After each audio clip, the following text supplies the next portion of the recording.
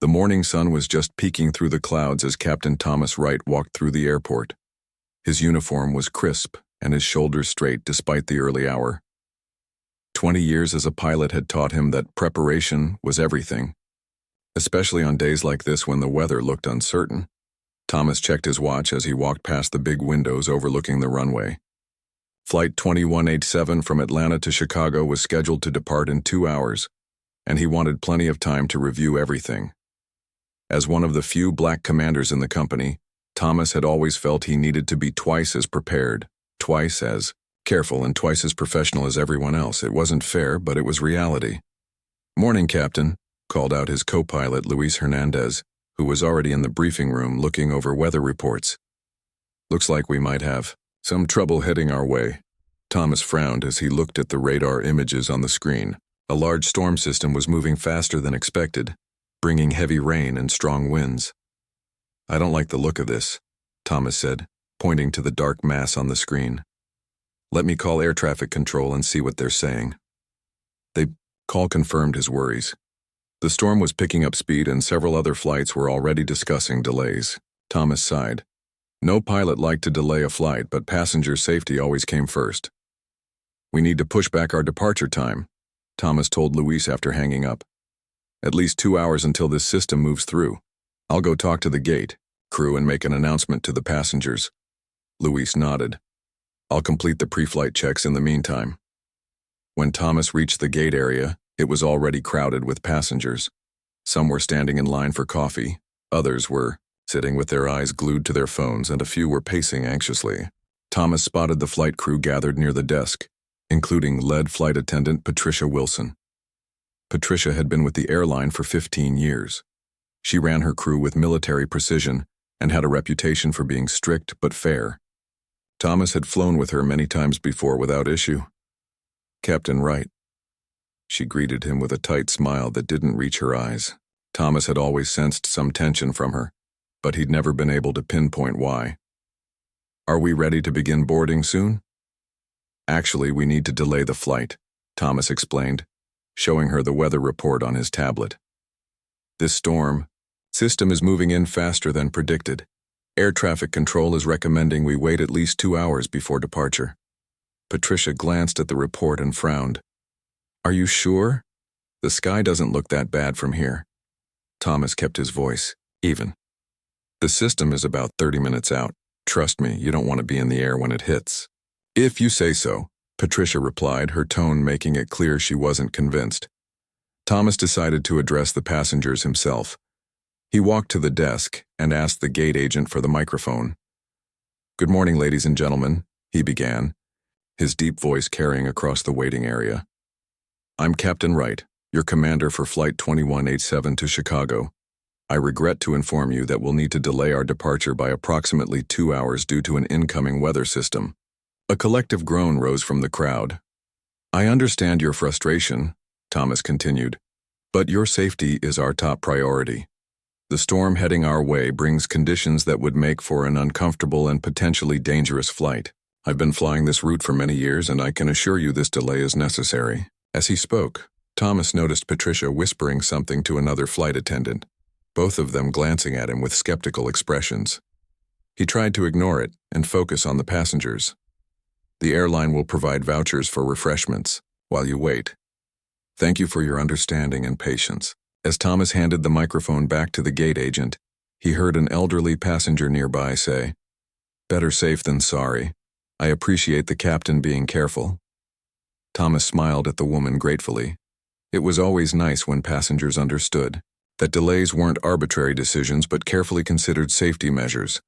He was about to head back to continue his preparation when he overheard Patricia's voice from behind the counter. 2-hour delay for a little rain? Please, I think someone just wanted extra time for breakfast." Thomas froze mid-step. He turned slowly to face Patricia, who didn't seem to realize he had heard her. "Ms. Wilson," he said quietly, "do you have concerns about my decision that you'd like to discuss professionally?" Patricia's eyes widened slightly, but she quickly composed herself. "No, Captain, just making conversation."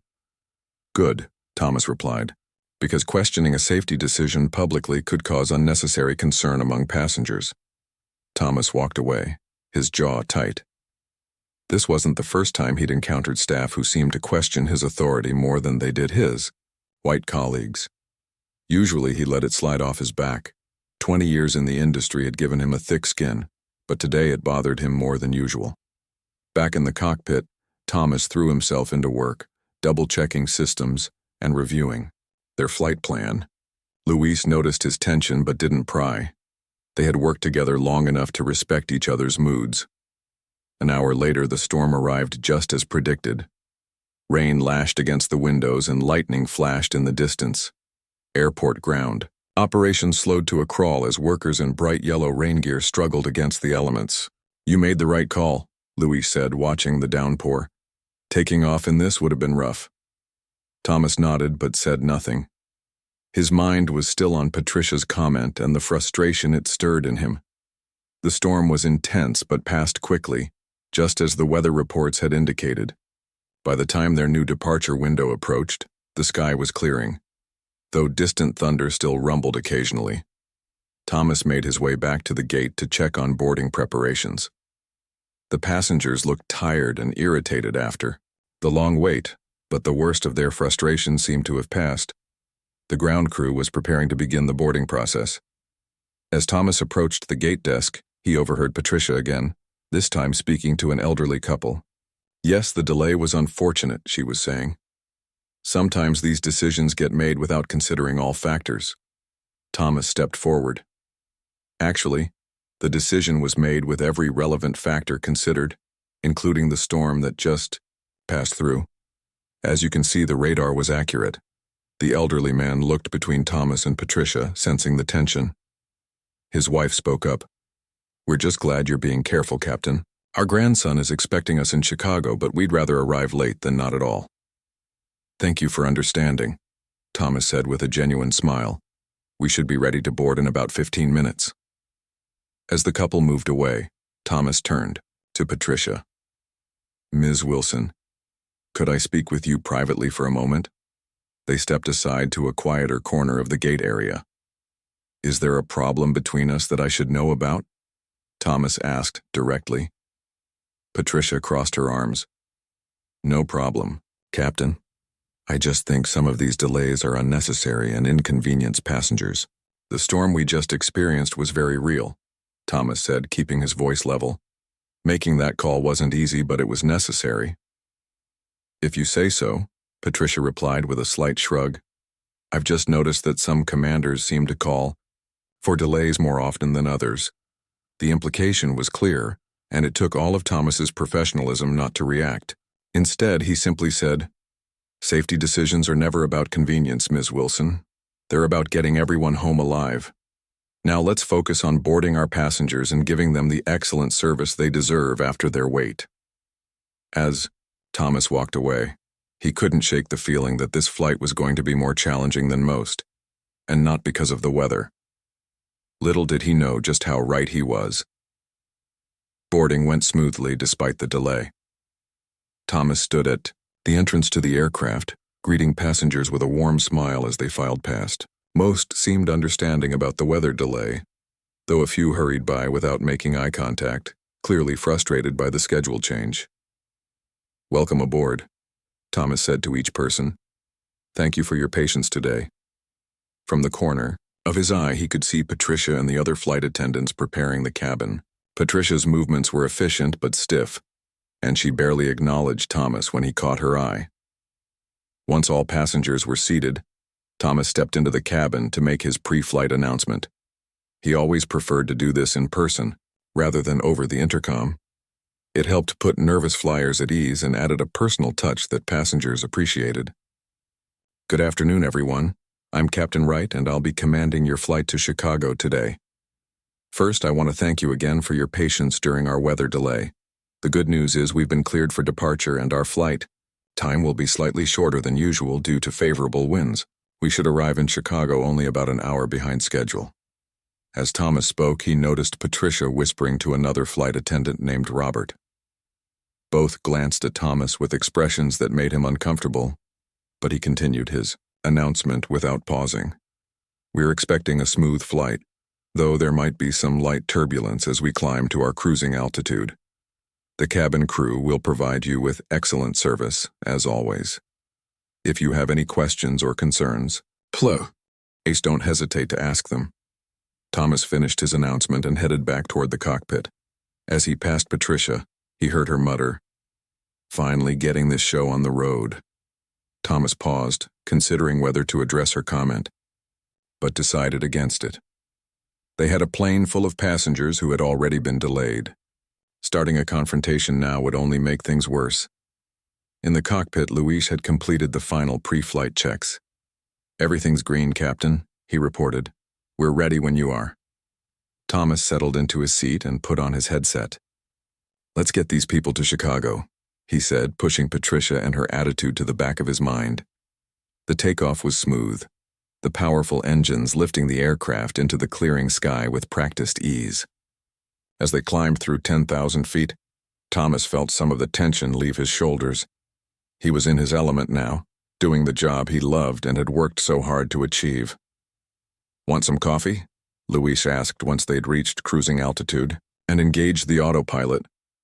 "I'd kill for a cup," Thomas admitted. "Mind asking one of the flight attendants?" Luis unbuckled and stood up. "No problem. Be right back." A few minutes later, Luis returned with 2 cups of coffee, his expression troubled. "Everything okay?" Thomas asked, accepting his coffee. Luis hesitated before responding. "I think there might be a situation brewing with Patricia. When I asked for coffee, she was talking to some passengers, and I overheard her saying something about how some pilots create unnecessary delays to avoid flying in even slightly challenging conditions." Thomas's grip tightened on his coffee cup. "She said that to passengers?" Luis nodded. "The passengers seemed to be asking about why we were delayed, and she wasn't supporting your decision." Thomas took a slow, deep breath. Undermining the captain's authority, especially regarding safety decisions, wasn't just unprofessional. It was potentially dangerous. It could erode passenger trust and create unnecessary anxiety. "I'll deal with it later," Thomas said finally. "Let's focus on the flight for now." The next hour passed uneventfully. Thomas and Luis discussed their families, their plans for their layover in Chicago, and the baseball game they both wanted to catch on TV that night. The conversation helped take Thomas's mind off the situation with Patricia, at least temporarily. Then came a knock on the cockpit door. Thomas checked the security camera to see who was there. It was Robert, one of the other flight attendants. Thomas unlocked the door and Robert stepped in, looking uncomfortable. "Captain Wright, I think you should know what's happening in the cabin," he said hesitantly. "Patricia is telling passengers that the delay was unnecessary and that you're known for being overly cautious to the point of inconveniencing everyone." Thomas sat very still, processing this information. "She's saying this openly to passengers?" Robert nodded. "She's been going row by row during the drink service. Some passengers are getting upset, asking why we were delayed if it wasn't necessary. One man is demanding compensation from the airline." Thomas exchanged a glance with Luis, who looked as concerned as Thomas felt. "Thank you for bringing this to my attention, Robert," Thomas said. "Could you ask Patricia to come to the cockpit, please?" After Robert left, Luis turned to Thomas. "This is serious. She's creating a potentially volatile situation." "I know," Thomas replied, his voice grim, "but I need to handle this carefully." A few minutes later, Patricia appeared at the cockpit door. Thomas let her in and gestured for her to take the jump seat. "You wanted to see me, Captain?" Her tone was polite, but her expression was defiant. "Ms. Wilson, it's been brought to my attention that you're telling passengers our weather delay was unnecessary," Thomas said, keeping his voice level. "Is that true?" Patricia crossed her arms. "I simply told them that in my 15 years of experience, we've flown in worse conditions than what we saw this morning. So you're second-guessing my safety decision to our passengers?" "I'm giving them my honest opinion based on my experience," Patricia replied. "Passengers have a right to know when they're being inconvenienced without good reason." Thomas took a moment to choose his words carefully. Ms. Wilson, when I make a decision about flight safety, it's based on multiple factors: weather reports, communications with air traffic control, and 20 years of flying experience. When you tell passengers that decision was wrong, you're not just questioning me, you're creating doubt about the safety of this flight. Or maybe I'm just pointing out that some commanders are more willing to inconvenience a plane full of people than others, Patricia shot back. I've noticed a pattern with certain pilots. The implication hung in the air between them. Thomas felt a familiar knot in his stomach, the same feeling he'd experienced countless times throughout his career when someone suggested, subtly or otherwise, that his race affected his competence. What exactly are you implying? Thomas asked, quietly. I'm not implying anything, Patricia said.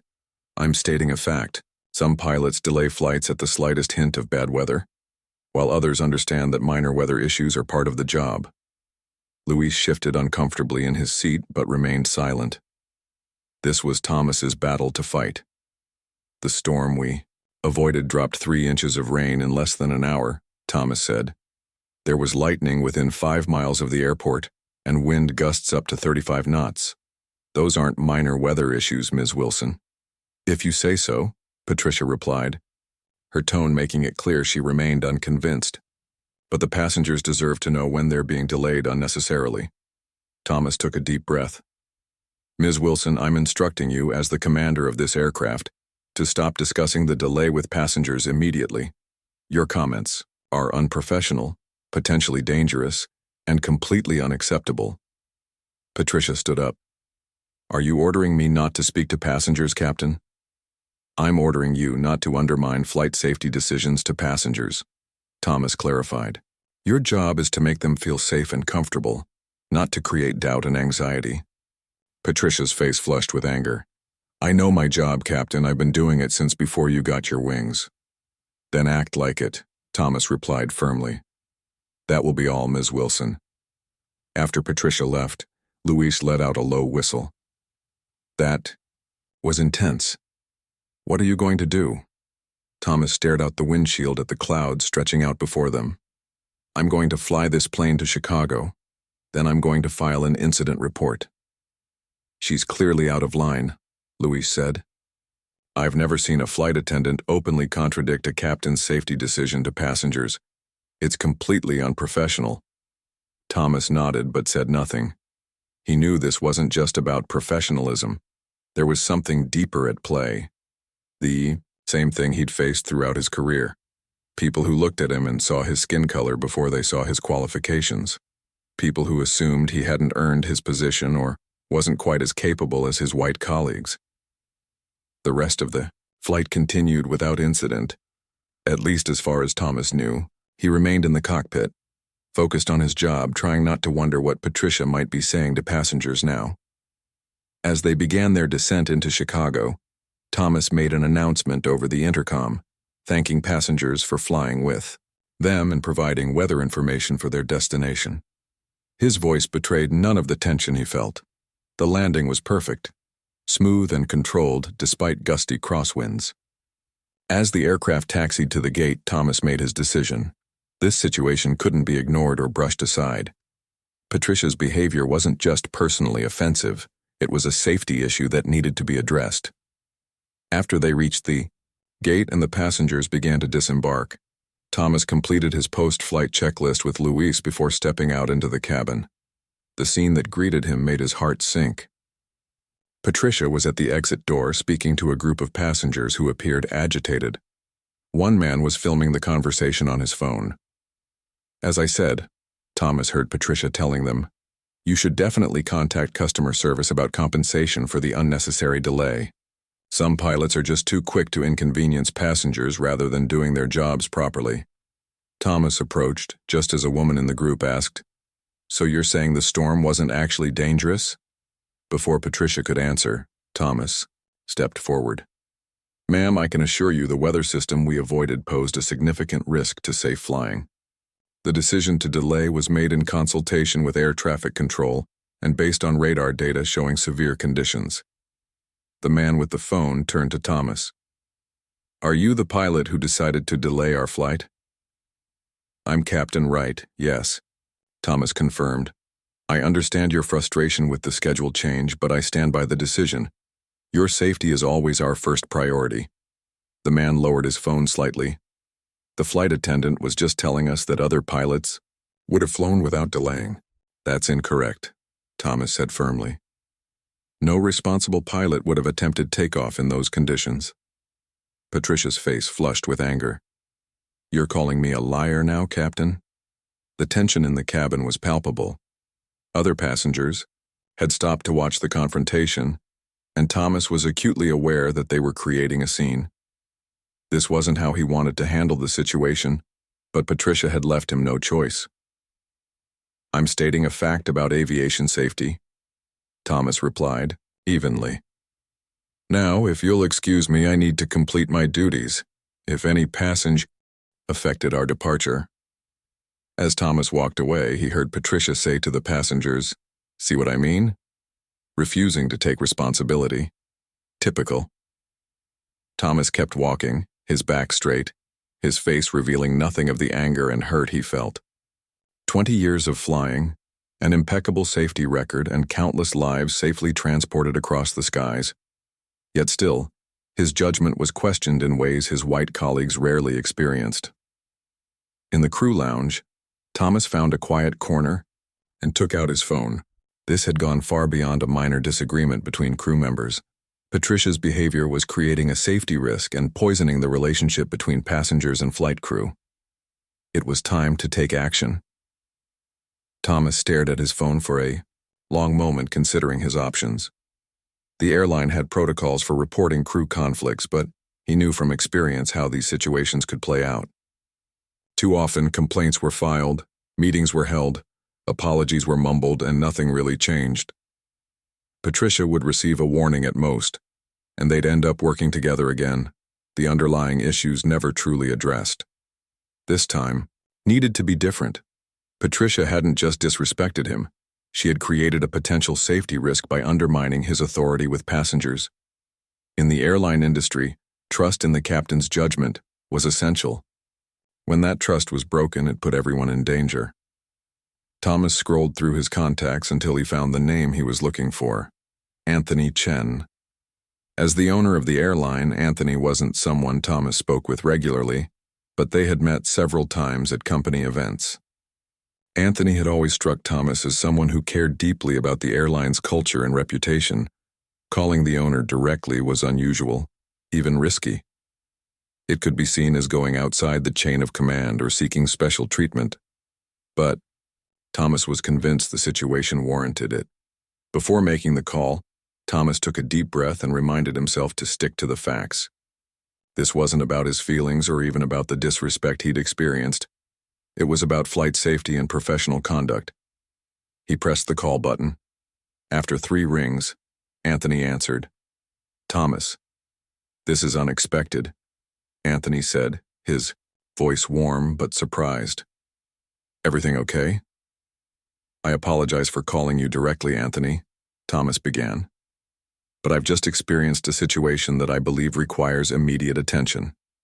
"I'm listening," Anthony replied, his tone growing more serious. Thomas explained what had happened, the weather delay, Patricia's comments to the crew and passengers, and her continued undermining of his authority even after he'd instructed her to stop. She was actively encouraging passengers to file complaints about a safety decision, Thomas concluded. When I confronted her, she became even more defiant, all in front of passengers who were filming the interaction. There was a moment of silence before Anthony responded. "That's completely unacceptable behavior from any crew member, regardless of circumstances. Have you filed a formal incident report yet?" "I was about to," Thomas admitted, "but I wanted to speak with you first. In my 20 years with this airline, I've never experienced anything quite like this." "I appreciate you bringing this directly to my attention," Anthony said. "This goes beyond a typical crew disagreement. It's a serious breach of safety protocols and our company values." Thomas felt a wave of relief. Anthony understood the gravity of the situation. "I'd like you to file that incident report right away," Anthony continued. "Include every detail you can remember, and mention the passengers who were filming. We'll want to review that footage if possible. In the meantime, I'll speak with HR and make sure this is handled appropriately. Thank you, Anthony, Thomas said. I wouldn't have called if I didn't believe this required immediate action. You did the right thing, Anthony assured him. Safety is always our top priority, and that includes maintaining clear lines of authority in the cockpit and cabin. I'll be in touch soon. After ending the call, Thomas immediately began writing his incident report. He was careful to include every detail he could remember, focusing on the safety implications rather than his personal feelings. He noted the times, locations, and exact wording of Patricia's comments as best he could recall them. As Thomas worked, Luis stopped by his table in the crew lounge. "How are you holding up?" Luis asked, sliding into the seat across from Thomas. "I'm okay," Thomas replied, looking up from his tablet. "Just filing the incident report." Luis nodded. "I've already submitted mine. As your co-pilot, I witnessed the whole thing. Well, everything that happened in the cockpit anyway." Thomas felt a surge of gratitude. Having Luis's independent account would strengthen the case significantly. "Thank you. That means a lot." "It's what any professional would do," Luis said, with a shrug. "What she did wasn't just disrespectful to you, it was dangerous. Passengers need to trust their flight crew, especially the captain." Robert, the flight attendant who had first alerted Thomas to Patricia's behavior, approached their table. "Captain Wright, do you have a minute?" "Of course," Thomas said, gesturing to the empty chair beside Luis. Robert sat down, looking uncomfortable. "I wanted you to know that I've also filed a report about what happened. Patricia has been difficult to work with for a while now, but this crossed a line." "Has she done this kind of thing before?" Thomas asked. Robert hesitated before answering. "Not exactly like this, but there's been a pattern. She tends to be more challenging with certain captains." The implication was clear, but Thomas appreciated that Robert was being tactful. "Thank you for coming forward. It can't have been easy." "It wasn't," Robert admitted, "but it was the right thing to do." After Robert left, Luis leaned forward. "Sounds like you're not the first one she's targeted." Thomas nodded thoughtfully. "Which makes me wonder how many incidents went unreported because people didn't want to rock the boat." The next morning, Thomas received a call from Diane from Human Resources requesting that he come in for a meeting. The investigation was already underway. When Thomas arrived at the airline's headquarters, he was shown to a conference room where Diane was waiting along with Victor, the head of flight operations. "Thank you for coming in, Captain Wright," Diane began once they were seated. "We've reviewed your incident report along with those submitted by First Officer Hernandez and Flight Attendant Robert Thompson. We've also received statements from several passengers who witnessed the confrontation at the gate in Chicago." "That was fast," Thomas commented, surprised by the swift response. "Anthony made it clear this was to be treated as a priority," Victor explained. "The safety implications alone warrant immediate attention." "We've also begun reviewing Ms. Wilson's employment history," Diane added. "What we've found is concerning." She slid a folder across the table to Thomas. Inside were copies of previous incident reports involving Patricia, most of which Thomas had never seen before.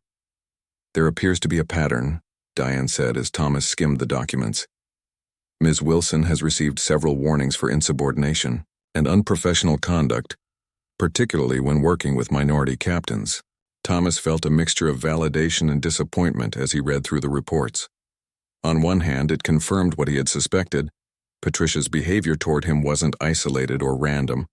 On the other hand, it was disheartening to see that the problem had been documented multiple times without effective resolution. Why was she still flying if these issues were known? Thomas asked, looking up from the folder.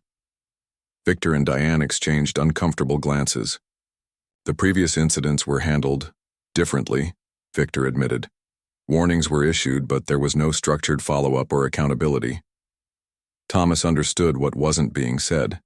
The airline, like many corporations, had probably opted for the path of least resistance, treating each incident as isolated rather than recognizing the pattern.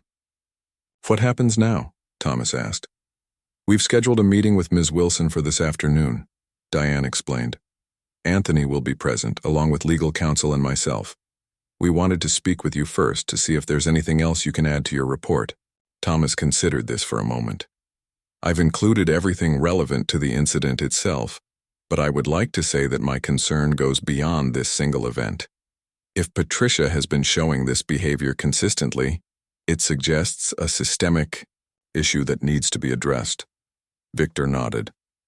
Anthony has already initiated a review of our incident reporting procedures and how we handle crew conflicts. Your experience has highlighted some significant gaps in our process. We also want to assure you, Captain Wright, that you have the company's full support, Diane added. Your safety decision was completely justified, as confirmed by the weather data and air traffic control records we've reviewed. The validation felt good, but Thomas knew this wasn't just about him. What about other crew members who might have experienced similar treatment but didn't report it? Or those who did report it but saw no real change? That's part of the broader review Anthony has ordered, Victor said. We're looking at creating better reporting mechanisms and clear consequences for this kind of behavior. Thomas left the meeting feeling cautiously optimistic. The airline seemed to be taking the incident seriously, not just as a conflict between two employees, but as a systemic issue that needed addressing. Later that day, Thomas received another call from Anthony. I wanted to update you personally, Anthony began. We met with Patricia this afternoon. She was shown the evidence, including passenger videos of her comments and the pattern of similar incidents in her file. How did she respond? Thomas asked. Not well, Anthony admitted. She denied any bias and claimed she was just expressing her professional opinion about the delay. When confronted with the previous incidents involving other minority captains, she became defensive and refused to acknowledge any pattern. Thomas wasn't surprised. People rarely admitted to bias even when confronted with evidence. After careful consideration, Anthony continued, we've made the decision to terminate her employment, effective immediately. Thomas sat up straighter, genuinely surprised by the decisive action. That's not what I expected, he admitted. It's what should have happened long ago, Anthony said firmly. The evidence shows a clear pattern of behavior that contradicts our safety protocols and company values. Each previous incident was treated as isolated, which was a failure on our part. I apologize that it took your experience to finally address the problem properly. The apology caught Thomas off guard.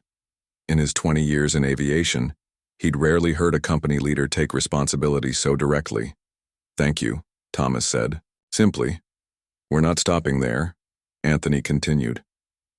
This incident has highlighted some serious gaps in our training and reporting procedures. We're implementing new bias training for all crew members and creating a more robust system for reporting and addressing these kinds of issues. After the call ended, Thomas sat quietly, processing everything. Patricia's termination didn't give him any satisfaction. He had never wanted anyone to lose their job. What did give him hope was the airline's commitment to addressing the underlying issues. The next week, Thomas was scheduled to fly again. As he walked through the airport in his uniform, he couldn't help wondering if word of the incident had spread among the crew. Would people see him differently now? Would some resent him for Patricia's termination? His concerns were put to rest when he reached the gate and found his crew waiting. Robert was there along with 2 other flight attendants Thomas hadn't worked with before. All 3 greeted him warmly. Good to see you again, Captain Wright, Robert said with a genuine smile. Ready for a smooth flight today? Absolutely, Thomas replied, feeling the tension he'd been carrying start to dissipate. As they prepared for boarding, one of the new flight attendants, a young woman named Grace, approached Thomas. I just wanted to say I'm honored to be working with you, Captain, she said quietly. What happened with Patricia? Well, let's just say you're not the only one who's had difficulties with her. Many of us are grateful that someone finally spoke up. Thomas nodded, understanding the unspoken message. I'm just doing my job, same as you. Let's give our passengers a great experience today. As passengers began to board, Thomas stood at the entrance to the aircraft, greeting each one with a smile. The incident with Patricia had been difficult and painful, but perhaps some good would come of it. Perhaps the next black pilot or female pilot or any crew member who didn't fit the traditional mold would face one less barrier because of what had happened. For now, though, Thomas focused on the job at hand. Flying his passengers safely to their destination. That was what he had always done, and what he would continue to do regardless of the challenges that came his way. 2 weeks passed, and the incident with Patricia began to fade into the background of Thomas's daily routine. He continued flying, his regular routes focusing on what he loved most, guiding massive aircraft safely through the skies, responsible for hundreds of lives with each journey. The familiar rhythm of pre-flight checks, takeoffs, and landings provided a welcome sense of normalcy. But on a rainy Tuesday morning, as Thomas was preparing for a flight from Chicago to San Francisco, his phone rang. It was Diane from HR again. "Captain Wright, I hope I'm not catching you at a bad time," she began. "I have a few minutes before briefing," Thomas replied, glancing at his watch. "Is everything all right?" "Yes and no," Diane said. "Patricia Wilson has filed a wrongful termination lawsuit against the airline." Thomas closed his eyes briefly, absorbing the news. "I can't say I'm surprised." "Neither were we," Diane admitted. "Our legal team was expecting it. But there's something else you should know. She's specifically naming you in the lawsuit, claiming you targeted her because of personal animosity." A familiar knot formed in Thomas's stomach. "That's completely false." "We know that," Diane assured him. "The evidence is clearly on your side, but I wanted you to hear it from us before rumors started circulating." After thanking Diane for the heads up, Thomas tried to refocus on his upcoming flight. He was a professional. He couldn't allow this development to distract him from the job at hand. The flight to San Francisco went smoothly, but throughout the day, Thomas found his thoughts returning to the lawsuit. He wasn't worried about the legal outcome. The evidence was solid, and the airline seemed firmly in his corner. What bothered him was the potential damage to his reputation. In the tight-knit aviation community, rumors spread quickly. Would other crew members hear Patricia's version and wonder if there was truth to it? Would they question his character or his professionalism? Thomas had worked his entire career to build a spotless record, to be known as a pilot who was not just skilled but fair and respectful to everyone on his crew. The thought of that reputation being tarnished was deeply unsettling. By the time Thomas checked into his hotel in San Francisco that evening, he was mentally exhausted. He was about to order room service when his phone rang again. This time, it was Anthony. "I'm guessing Diane already told you about the lawsuit," Anthony began without preamble. "She did," Thomas confirmed. "I appreciate the transparency." "Good. What she probably didn't tell you is that we've received dozens of statements from crew members who have worked with both you and Patricia over the years. The contrast couldn't be more striking." Thomas sat down on the edge of the bed, surprised by this information. "Statements?" "After word of Patricia's termination spread, people started coming forward voluntarily," Anthony explained. "Flight attendants, co-pilots, ground crew, all sharing similar experiences. You're described consistently as professional, fair, and respectful. Patricia, on the other hand." Anthony paused, and Thomas could almost hear him shaking his head. "Let's just say the pattern we identified earlier has been confirmed many times over. Some of the accounts are quite troubling." "I had no idea," Thomas said quietly. "Most people don't report these incidents," Anthony replied. "They worry about creating waves or facing retaliation. But once they saw that the company was taking a stand, they felt safe enough to share their experiences." The conversation with Anthony left Thomas with mixed emotions. He was gratified to hear that his colleagues thought highly of him, but disturbed by the implication that Patricia's behavior had affected many others who had remained silent. The next morning, as Thomas entered the crew lounge for his flight back to Chicago, he noticed several crew members glancing his way. Some quickly looked away, while others nodded in greeting. The lawsuit was public knowledge now, he realized. Luis joined him at his table, coffee in hand. "Heard about the lawsuit," he said without preamble. "What a mess." "Not how I wanted to make headlines," Thomas agreed dryly.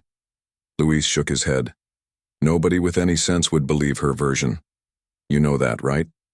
Your reputation speaks for itself. Before Thomas could respond, a young black pilot approached their table.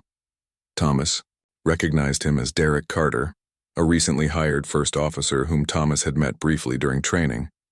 Captain Wright? Sorry to interrupt, Derek said. I just wanted to say, well, this might sound strange, but thank you. Thomas gestured for Derek to join them. Thank me for what? Derek sat down, looking slightly uncomfortable. For standing up to Patricia. I had a run-in with her during my first month. Nothing as dramatic as your situation, but it was bad enough that I almost quit. What happened? Thomas asked, concerned.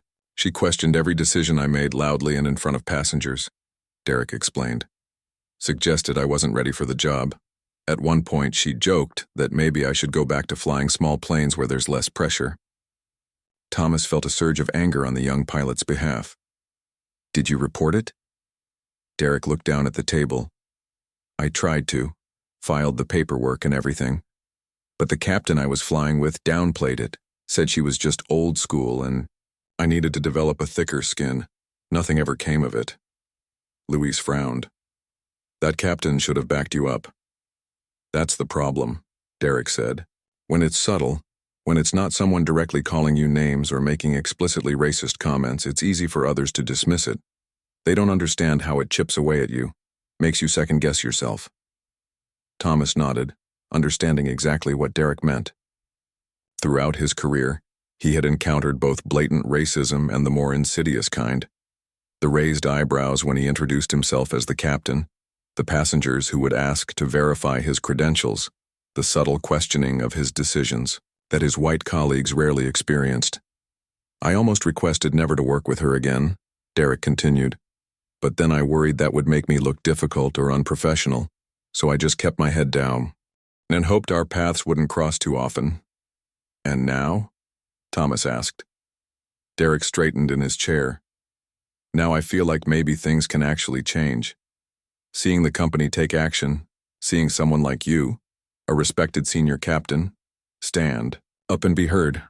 It matters. After Derek left, Thomas and Luis sat in silence for a moment. I had no idea it was that widespread, Luis finally said. I mean, I saw how she acted with you, but that's often how it works, Thomas replied. Unless you're the target, it's easy to miss the pattern. The flight back to Chicago was uneventful, but Thomas found himself noticing things he hadn't before. The way some crew members seemed relieved to be working with him, the subtle signs of tension disappearing when they realized he was a captain who treated everyone with respect. A week later, Thomas was called in for a deposition related to Patricia's lawsuit. The airline's legal team prepared him thoroughly, reminding him to stick to the facts and avoid speculation about Patricia's motives. The deposition itself was grueling. Patricia's lawyer tried repeatedly to suggest that Thomas had targeted her because of personal dislike, that he had overreacted to reasonable questioning, that he had used his connection with Anthony to bypass normal procedures. Through it all, Thomas remained calm and factual.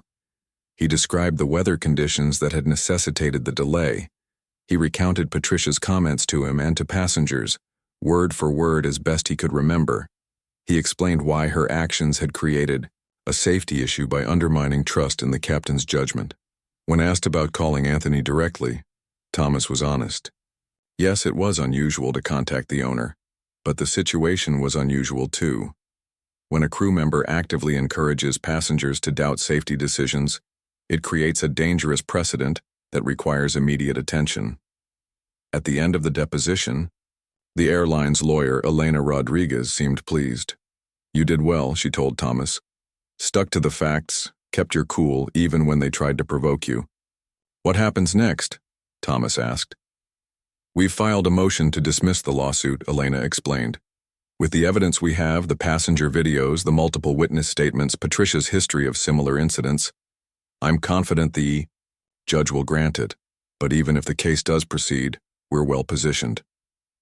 True to Elena's prediction, the judge dismissed the lawsuit 2 weeks later, citing overwhelming evidence that Patricia's termination was justified based on her conduct. The news spread quickly throughout the company. Thomas received numerous messages of support from colleagues, many expressing relief that justice had prevailed.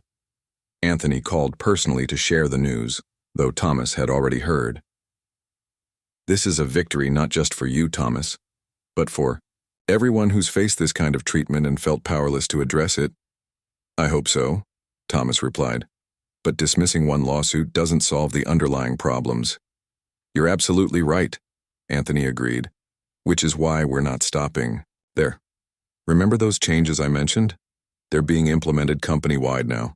Anthony went on to explain the new initiatives: mandatory bias training for all employees, a revamped reporting system for workplace issues with anonymous options, clear consequences for behaviors that undermined safety or respect, and a mentoring program for pilots and crew members from underrepresented groups. "We've also created a diversity advisory council," Anthony added. "Actually, I was hoping you might consider joining it. Your experience and perspective would be invaluable."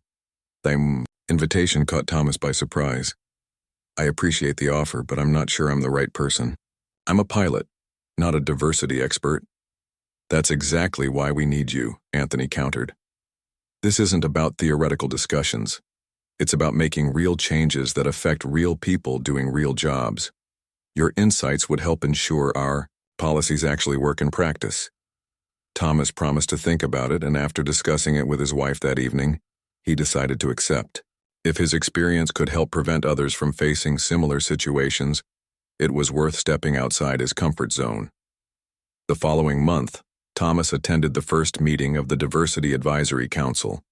The group included employees from various departments and levels of the company: pilots, flight attendants, ground crew, maintenance workers, and administrative staff. Some were veterans like Thomas, while others were relatively new to the airline.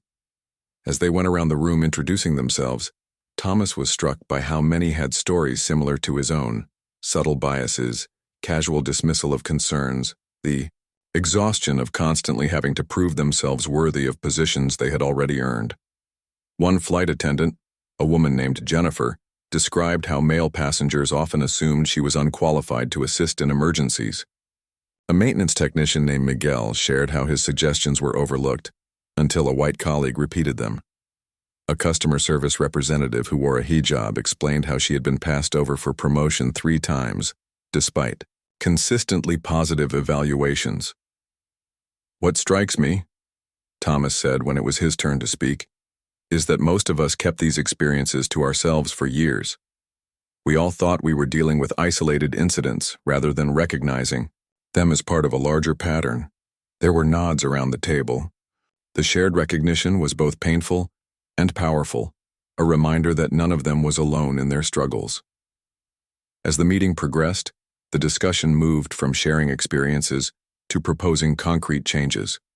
Thomas found himself drawing on his years as a captain, where clear communication and precise procedures were essential for safety.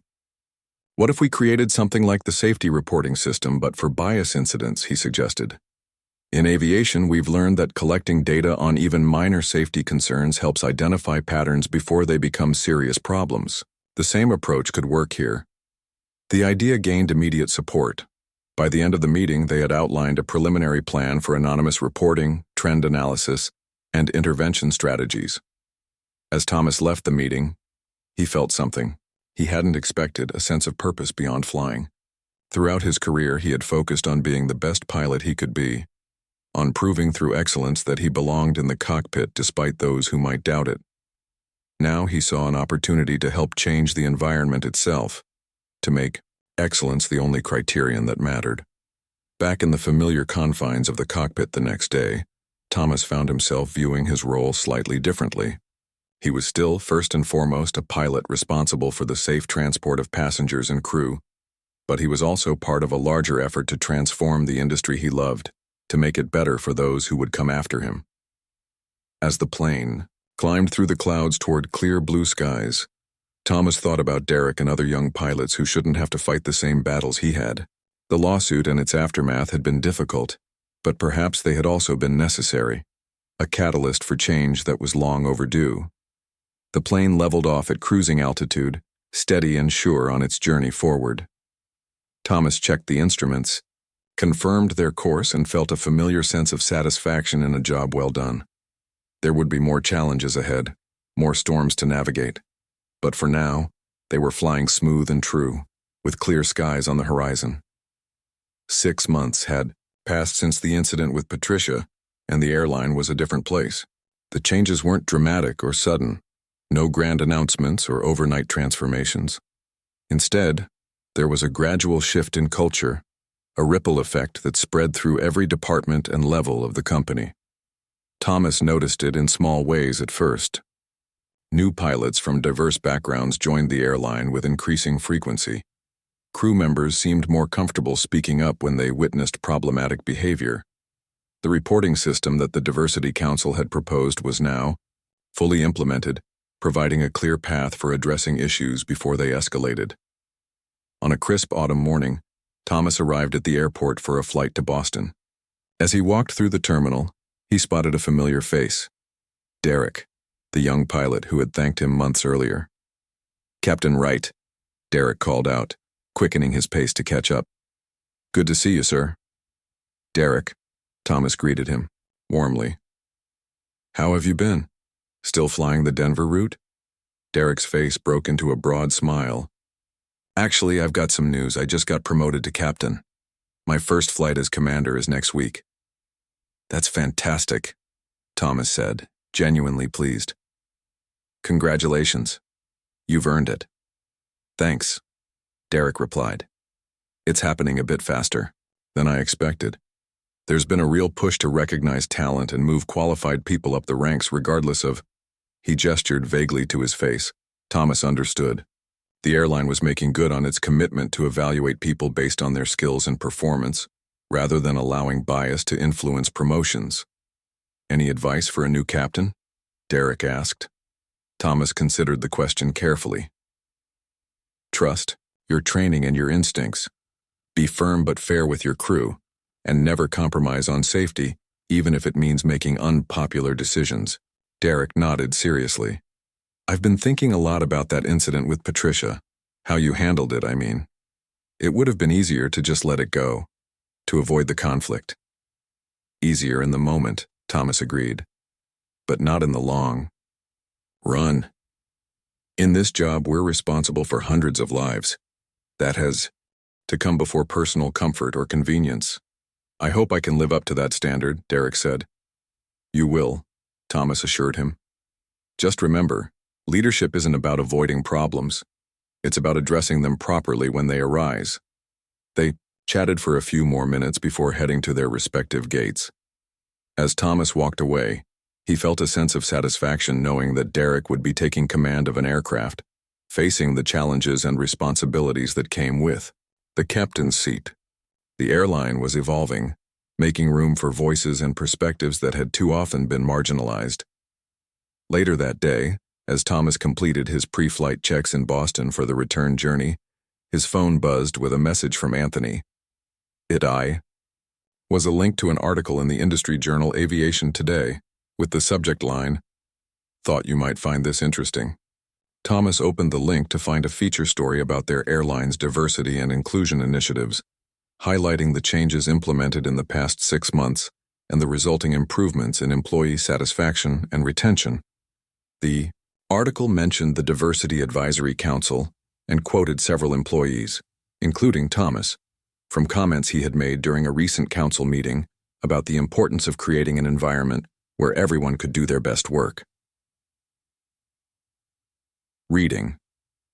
The article, Thomas felt a complex mixture of emotions. Pride in what they had accomplished, satisfaction that their efforts were being recognized within the industry, but also a touch of sadness that these changes had required such a painful catalyst. As passengers began boarding for the return flight, Thomas stood at the entrance to the aircraft, greeting each one with a smile and a word of welcome. A middle-aged black woman paused as she reached him. "Are you Captain Wright?" she asked. "Yes, ma'am," Thomas confirmed, slightly surprised. "My son is in aviation school," she said. "He showed me that article about your airline. It's good to see." Company's finally taking these issues seriously. We're trying, Thomas replied honestly. Still a work in progress, but we're committed to getting it right. She nodded approvingly. That's all anyone can ask. My son will be applying for jobs in a couple of years. It's good to know there will be places where he can thrive based on his abilities, not held back by other factors. Tell him to look us up when he's ready, Thomas said. We're always looking for good pilots. The woman smiled and continued to her seat, leaving Thomas with a renewed sense of purpose. This was why the difficult conversations and uncomfortable confrontations were necessary, not just for himself or his current colleagues, but for the next generation of aviation professionals who deserved a fair chance to pursue their dreams. The flight back was smooth, with clear skies and favorable winds. In the cockpit, Thomas found himself reflecting on how much had changed since that stormy day, when he'd made the decision to delay the flight to Chicago. His co-pilot for this trip, a woman named Layla Patel, was one of the airline's more recent hires. Throughout the flight, she had demonstrated excellent skills and judgment, handling her responsibilities with confidence and precision. You've got a promising career ahead, Thomas told her as they began their descent into Atlanta. Ever thought about moving up to captain? Layla glanced at him, surprised by the question. Eventually, yes, but I figured I'd need many more years of experience first. Not necessarily, Thomas replied. The traditional timeline isn't always the right one. If you're ready and qualified, don't hold yourself back. I'll think about it, Layla said thoughtfully. Thank you for the encouragement. As they completed their landing and taxied to the gate, Thomas realized how different this conversation was from ones he had experienced early in his own career, when encouragement had been scarce and opportunities for advancement often seemed just out of reach. After completing his post-flight duties, Thomas headed to the crew lounge to catch up on some paperwork before heading home. He had just settled at a table when Robert, the flight attendant who had supported him during the incident with Patricia, approached with a cup of coffee. Thought you might need this, Robert said, placing the cup in front of Thomas. Long day? Not too bad, Thomas replied, gratefully accepting the coffee. How have you been? Still flying with Grace? Most of the time, Robert confirmed. She's great to work with. Actually, she's been selected for the new mentor program. She'll be guiding new flight attendants during their first year. The mentor program was another initiative that had emerged from the Diversity Council, aimed at providing support and guidance to new employees as they navigated the complexities of airline operations. She'll be excellent at that, Thomas said. She has a natural way with people. Robert hesitated for a moment, then asked, Have you heard anything about Patricia recently? Thomas shook his head. Not directly. I heard she found a position with a smaller regional carrier. That's what I heard too, Robert said. I hope she's learned something from all this. So do I, Thomas replied sincerely. He had never wished Patricia ill. He had simply wanted the behavior to stop and the underlying issues to be addressed. After finishing his coffee and paperwork, Thomas headed home. His wife, Alicia, was waiting with dinner ready, a Friday night tradition whenever. He made it home before 8 p.m. How was your day? She asked as they sat down to eat. Good, Thomas replied. Saw Derek at the airport. He's been promoted to captain. Alicia smiled. That's wonderful news. He's the young pilot you mentioned, right? The one who thanked you. After the incident, Thomas nodded. It's good to see him advancing. He's got the skills and the right approach to the job. It's good to see you smiling about work again, Alicia observed. For a while there, after everything happened with Patricia, you seemed weighed down. Thomas considered this. I guess I was. Not just because of the conflict itself, but because it brought up a lot of old frustrations, things I thought I'd moved past. And now? Alicia asked. Now I feel like maybe all of that served a purpose, Thomas said slowly. If what happened with Patricia led to the changes we're seeing now, then some good came from it after all. The following week, Thomas attended his regular Diversity Council meeting. The group had expanded since its formation, now including representatives from every department and level of the airline. Today, They were reviewing data from the first quarter of the new reporting system. "The numbers are encouraging," reported the HR representative, displaying a graph on the screen. "We're seeing a steady increase in reports being filed, which suggests growing trust in the system. But the severity of incidents is decreasing, which indicates the training and awareness efforts are having an impact." "What about resolution time?" asked a ground operations supervisor. "How quickly are issues being addressed once reported?" "Average resolution time is down from 3 weeks to 5 days, the HR rep replied. "And satisfaction with the outcomes has increased significantly." Thomas studied the data with interest. Numbers and trends were familiar territory for a pilot, key indicators of whether systems were functioning as intended or needed adjustment. "These are positive signs," he noted. "But we should be careful not to get complacent. The real test will be whether these improvements hold over time, especially as the initial focus on these issues naturally fades." There were nods around the table. Everyone understood that sustainable change required ongoing commitment, not just a temporary response to a crisis. As the meeting continued, they discussed next steps: expanding the mentoring program, creating opportunities for cross-departmental dialogue, and developing more comprehensive training for managers at all levels. Thomas found himself fully engaged in these discussions, drawing on his experience both as a captain and as someone who had navigated the complexities of bias throughout his career. The leadership skills he had developed in the cockpit, clear communication, decisive action, careful evaluation of information, proved valuable in this context as well. After the meeting, Anthony pulled Thomas aside. "I've been meaning to ask you something," he began. "We're launching a new leadership development program for high-potential employees from underrepresented groups. Would you consider being one of the senior advisors?" "What would that involve exactly?"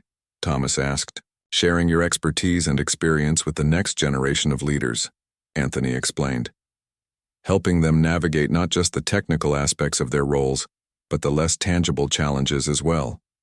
Your journey, especially how you handled the situation with Patricia, provides valuable lessons that could benefit others." Thomas felt a reflexive hesitation. His primary identity had always been as a pilot. Taking on a formal role in shaping the airline's culture and developing its future leaders felt like a significant step beyond the cockpit. Yet as he considered the request, Thomas realized that he had already been serving as a mentor and example to others like Derek. This would simply formalize and expand that role, allowing him to have an even greater impact. "I'd be honored," he told Anthony, "as long as it doesn't interfere with my flying schedule." "Of course not," Anthony assured him. "We want you in the air where you belong. This would be supplemental to your primary duties." On the drive home that evening, Thomas reflected on how much had changed in the past 6 months, not just in the airline, but in his own perspective. He had always taken pride in his work, in the responsibility of safely. Ears have concerns about today's delay. They're welcome to contact customer service, who can verify the weather conditions that transporting passengers to their destinations. But now he saw another dimension to his role, helping to create an environment where everyone could contribute their best, free from the burdens of bias and discrimination. The road ahead wasn't perfectly clear. There would be setbacks and resistance, old habits that died hard and new challenges that emerged. But for perhaps the first time, Thomas felt that the journey was truly underway, that the airline was moving steadily toward becoming the kind of workplace where skill and dedication were what mattered most. A week later, Thomas was preparing for a flight to Los Angeles when he received an unexpected visitor in the cockpit. It was an elderly man in a pilot's uniform that looked slightly outdated, clearly retired but still carrying himself with the distinct bearing of a commander. "Captain Wright?" the man asked. "Harold Taylor. Hope I'm not interrupting your preparations." "Not at all," Thomas replied, recognizing the name immediately. Harold Taylor had been one of the airline's first black captains, breaking barriers in the 1970s when the industry was even less diverse than it was now. "It's an honor to meet you, sir." Harold smiled. "The honor's mine. I've been hearing good things about you and the changes happening around here. Thought I'd come see for myself when my grandson mentioned you'd be commanding his flight today." "Your grandson?" Thomas asked, surprised. "Derek Carter," Harold replied with evident pride. "He tells me you've been something of a mentor to him." Thomas felt a sudden connection across generations. Harold blazing the trail decades ago, Thomas facing his own challenges, and now Derek moving forward with fewer barriers than either of his predecessors. "Derek's going to be an excellent captain," Thomas said. "He's got the right combination of skill and judgment." "So I've heard," Harold nodded. "He also told me about what happened with that flight attendant. Reminded me of some of my own experiences, though back then the opposition was usually more direct." Thomas could only imagine what Harold had faced during his career. "We've made progress," he acknowledged, "but not enough." "Progress is always uneven," Harold said philosophically. "2 steps forward, 1 step back. The important thing is to keep moving in the right direction." He glanced around the modern cockpit. "When I see young people like my grandson taking command of these magnificent machines, when I see the diversity in the crew now compared to my day, I know we're heading the right way." They chatted for a few more minutes before Harold excused himself to return to the passenger cabin. "Don't want to keep you from your duties. Fly safe, Captain." "Thank you, sir," Thomas replied with genuine respect. "For everything." As Harold left, Thomas felt a renewed appreciation for the broader context of his work. He was part of a continuum that stretched back through Harold's generation and forward through Derek's, each facing different challenges, but sharing the same fundamental goal of excellence in the skies and fairness on the ground. The pre-flight checks completed, Thomas welcomed his passengers aboard with his customary greeting at the cabin door. Among them was Harold, who gave him a knowing nod, and several other faces that reflected the diversity of the world they served. In the cockpit, Thomas settled into his seat, the familiar surroundings both a workplace and a sanctuary. Here, the aircraft responded to his commands without bias or prejudice. Here, physics and skill were the only factors that mattered. Yet he knew that the world outside the cockpit was more complex, more resistant to change, more influenced by perceptions and assumptions that had nothing to do with ability. The incident with Patricia had forced a confrontation with those realities, painful but ultimately necessary. As the engines spooled up and the aircraft began to move, Thomas felt the familiar surge of satisfaction that came with every takeoff. He was doing what he loved, what he had worked for throughout his career, and now he was also helping to ensure that others could do the same, judged solely on their merits, rather than held back by bias. The plane accelerated down the runway and lifted into the air, climbing steadily through scattered clouds toward clear blue skies above. Thomas made a minor adjustment to their heading, the aircraft responding instantly to his touch. "Perfect day for flying," his co-pilot commented. "That it is," Thomas agreed, looking out at the horizon stretching endlessly before them. The past 6 months had brought storms and turbulence, but also clarity and progress. Like any experienced pilot, Thomas knew that both calm and rough conditions were part of the journey. The key was to maintain your course, adjust as needed, and keep moving forward toward your destination. As the aircraft leveled off at cruising altitude, Thomas settled in for the long flight ahead, confident in his course and ready for whatever challenges might arise. The sky was vast, the possibilities unlimited, and the journey, both his personal one and the airline's broader transformation, was well underway.